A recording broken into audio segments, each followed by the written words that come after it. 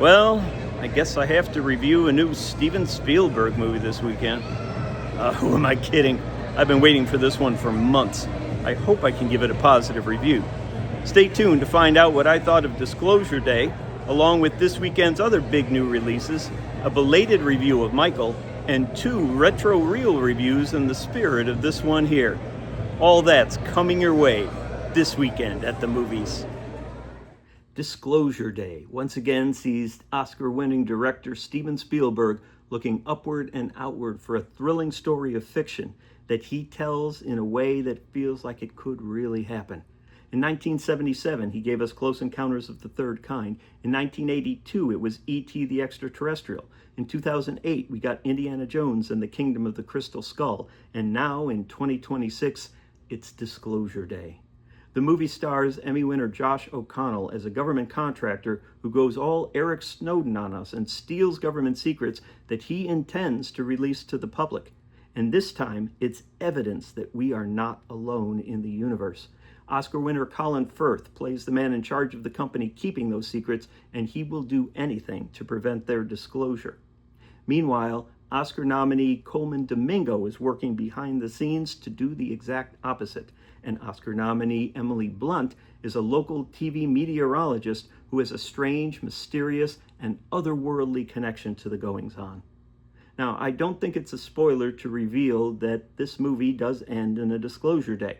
The plot is not about if the disclosure happens, but how it happens, and the reaction to people as they learn the truth, and invites us to consider what our reaction would be, or, as one character in the movie puts it, if you found out that we weren't alone, if someone showed you, proved it to you, would that frighten you? According to Spielberg himself, Disclosure Day starts with Act 3 and then adds a 4th act and a 5th. This unusual approach to cinematic storytelling works pretty well for the most part. The movie's title is in itself a kind of spoiler, making its ending a little less dramatic than it could have been. But as Spielberg has also pointed out, the entire movie is one long chase, which keeps things interesting, and the gradual revealing of its many mysteries keeps things intriguing. Some of the movie's set pieces, including that train sequence, are electric, and waiting to find out who survives the chase, how the disclosure happens, what the disclosure includes, and the reaction of the people all kept my attention. And, of course, this terrific cast give predictably terrific performances. I give Disclosure Day 4 claps out of 5. See it in a theater if you get the chance. Stop that train! I don't know how else to pronounce a movie title that has an exclamation point after every word. In this movie, 2 train stewardess BFFs go from working at lowly Stank Rail to the luxurious Glamazonian Express. During a terrible storm, they must work with a snooty first-class crew, think Mean Girls on a Train, a comically disrespected weather forecaster, and President Gagwell, yes, that's her name, to prevent disaster in Los Angeles. There are some well-known actors in this movie, but the main roles are filled with actors known mainly as drag performers. First among them, Rube Paul as the President of the United States. And now the third of our pets finally makes his appearance. In previous videos, you've met Marbly and Pepper. Well, this is Midnight. He doesn't come up here very often, so I'm going to let him go so he can take his seat and enjoy the rest of this review. If you're looking for a grounded, traditional comedy movie, Stop That Train is not for you. But if you like quirky comedy and you're pretty open-minded, this just may be the comedy film you've been waiting for. Along these tracks, there are a lot of LGBTQ jokes and other sexual humor, parodies of societal issues, and some great sight gags. This movie is heavily influenced by the early 1980s comedies Airplane and Spaceballs. You could look at Stop That Train as a 2020s version of those movies, just on the ground. Although this one doesn't quite rise to the level of hilarity of those comedy classics. This movie has a good, although highly improbable storyline, well-drawn characters, and an appropriately ridiculous climax. all of which serves as a framework on which to hang a series of wacky and irreverent jokes, most of which land pretty well. Oh, and there's a couple terrific running gags along the lines of the "Don't Call Me Shirley" jokes in Airplane. I give Stop That Train 3 claps out of 5. I say stream it with a group of friends. The more diverse and open-minded, the better. And now that I think of it, it might be a good idea to pair that with a viewing of Scary Movie, which I saw last weekend and gave a similar review. I could definitely see why a group of comedy lovers would find a double feature like that a whole lot of fun. Ho Tse Yan. Ho Tse Yan. The Furious, known in Chinese as Ho Tse Yan, God, I hope I'm pronouncing that right, is an English-language Hong Kong action movie. When the daughter of a short but very strong and mute handyman is kidnapped, he is helped by a crusading investigative journalist with mad martial arts skills of his own as they fight their way through a criminal empire in the hopes of finding and rescuing the little girl. But the resolution of that particular storyline is not the end of the action or the crusade. And the fury in this movie comes from a variety of sources, including these 2 men risking everything to bring down the most despicable criminals imaginable, child sex traffickers, from the criminals themselves when their livelihoods and people important to them are threatened, and from the children they victimize. The Furious could easily have been called The Fast and the Furious, if that name hadn't already been taken. I mean, the fights are furious and the fighters are very fast. Now, it is obvious that the film was sped up a bit for dramatic effect, but that doesn't take away from the choreography and acrobatics in these fight scenes, which are very impressive, especially when you consider that the child actors also get in on the act. I mean, everybody was kung fu fighting. They were fast as lightning. In fact, it was a little bit frightening. Okay, enough of that. Apologies to Carl Douglas and fans of his 1974 novelty song / one-hit wonder / early disco track. Seriously, kung fu isn't even the only martial art employed in these fights, which are very creative, especially in both the moves and the weapons used. And don't even get me started on the very unusual way the criminals deal with traitors within their ranks. This movie's story structure is also entertainingly unusual, with multiple villains and storylines allowing for multiple climaxes within the movie, which still maintains its integrity as a cohesive whole. I give The Furious 4 claps out of 5. See it on the big screen if you can. I know Michael has been out for a while. It came out before I started reviewing movies for this channel, but people have still asked me to review it anyway, so I saw it again this weekend. Here you go. Michael is, of course, the Michael Jackson biopic directed by Antoine Fuqua and starring Jafar Jackson, nephew of the late, iconic, and controversial singer. The story follows the Jackson family, headed by the demanding, relentless, and even tyrannical Joe Jackson, played by 2-time Oscar nominee Coleman Domingo, and the loving and devoted but enabling Katherine Jackson, played by Nia Long, in their journey from Gary, Indiana, through stardom with the Jackson 5, to relocating in Los Angeles, and to Michael's superstardom with his Thriller and Bad albums. Michael goes from an abused child to a 20-something struggling to break free from his father's control and establish his own identity personally and professionally. Along the way, he gets help from famous characters played by Lorenz Tate, Keelan Durrell Johns, Miles Teller, and Michael Myers. Michael is terrific, as far as it goes. Failing to venture beyond docudrama territory, there are precious few insights into the psyche of Michael Jackson, but there's still a lot to learn and a lot to enjoy.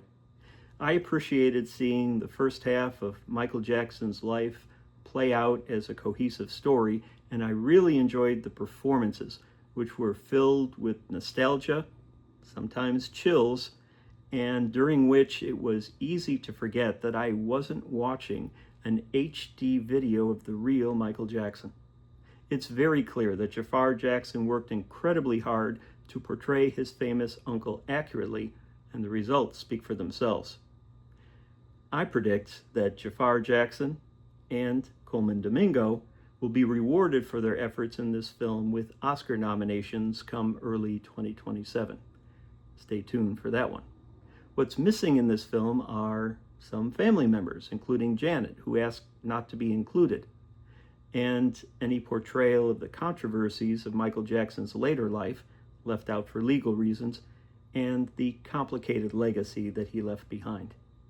But if you're up for an informative, if minimally insightful portrayal of Michael Jackson's life, featuring performances of some of his most beloved songs, and you can avoid focusing on what's missing, you may really enjoy this movie, as I did, now having seen it twice. I give Michael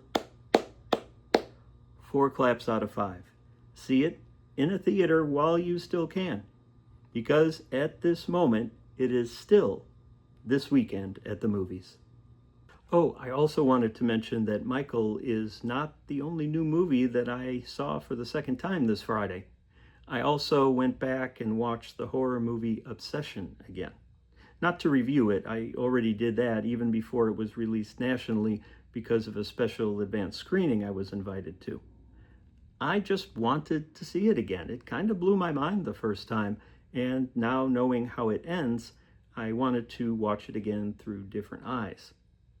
And be on the lookout for a shorts video I'll be posting soon in which I open for the first time my One Wish Willow that I received as a souvenir at that screening.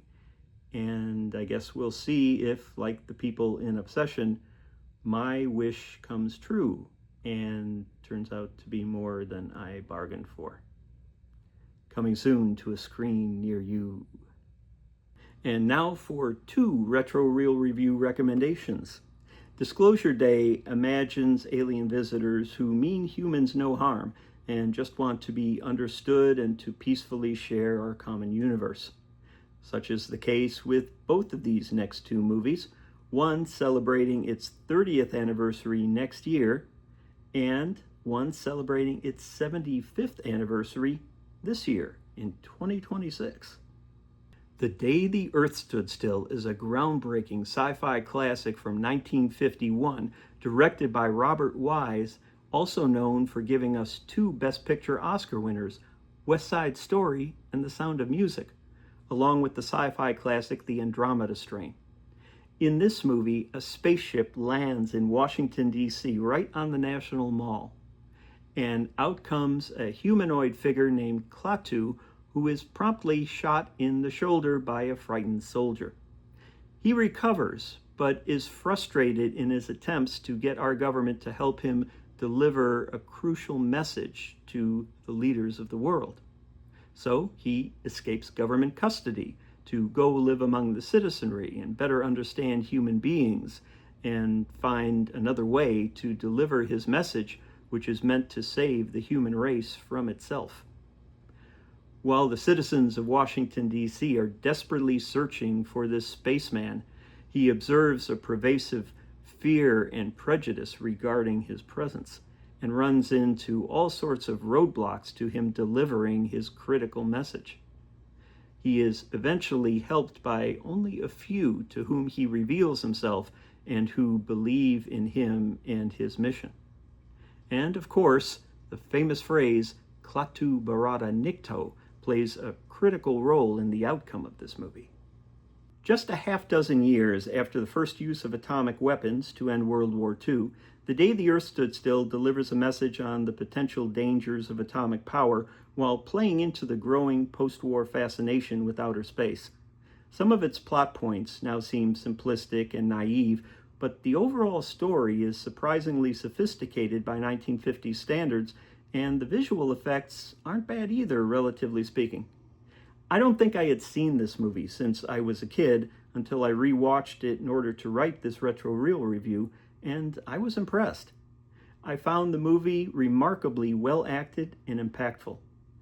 I think that The Day the Earth Stood Still, the original, not the disappointing and unnecessary 2008 Keanu Reeves remake, is essential viewing for all true movie fans, or at least those who want to be well-versed in classic films and sci-fi cinema. See it and share what you think. Now, on to our second of two friendly alien-themed retro reel reviews. Contact is a science fiction drama that came out in 1997, directed by Robert Zemeckis and based on Carl Sagan's 1985 novel. The story follows Jodie Foster's character, astronomer Dr. Eleanor Arroway, and her obsession to find evidence of intelligent life elsewhere in the universe.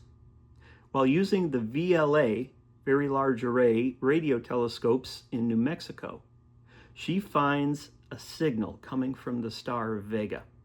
It is discovered that within this signal are plans to build some sort of teleportation device. So, aided by an eccentric rich benefactor, William Hurt, Dr. Arroway has to struggle against her duplicitous mentor, Tom Skerritt, government bureaucrats, James Woods and Angela Bassett, and the concerns of her love interest, Matthew McConaughey, in her quest to become the human race's sole representative on this great one-person adventure. David Morse, Jenna Malone, Rob Lowe, and William Fichtner play supporting roles, along with several real-life journalists and comedians as themselves. Contact is, for my money, one of the best Jodie Foster movies and one of the best science fiction movies ever. It's sci-fi fantasy grounded in real science and carries within its story a number of surprising and intriguing plot points, while asking important questions about the roles of science and faith in our lives. The performances are all terrific, and the visual effects are fantastic, especially when you consider that this movie is 30 years old. Now, this being a retro reel review, I'm not giving Contact a clap rating, but if I did, it would easily get 5 claps out of 5, just saying.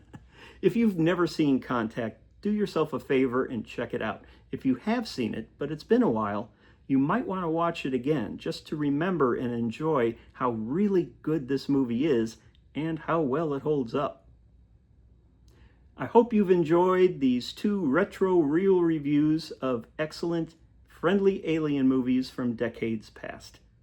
And if you have Amazon Prime Video, The Day the Earth Stood Still, or Contact, or both, could still be part of your This Weekend at the Movies.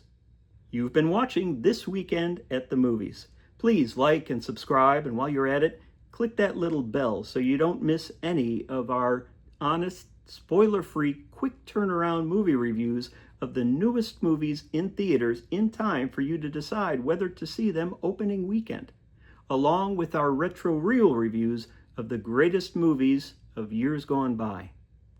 My name is Dave McLean. Thank you very much for your time and attention.